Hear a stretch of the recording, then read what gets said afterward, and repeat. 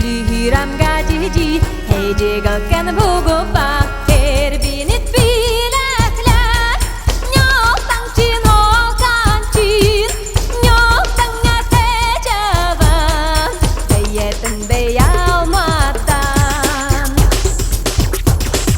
아예 깨다 호기 녹털내 нериnan кабен Өрөнерге күнді доғырым, сақам оғын народына утағанан кымығынан күнділен.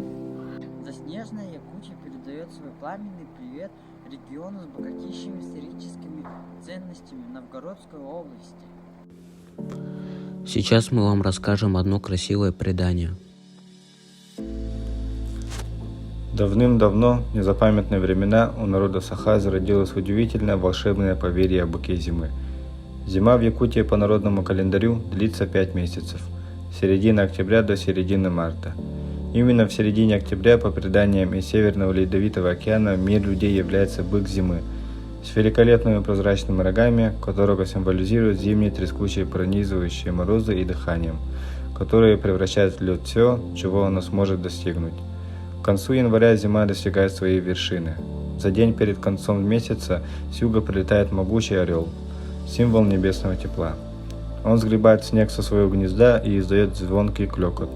От орлиного клёкота дух зимы отступал.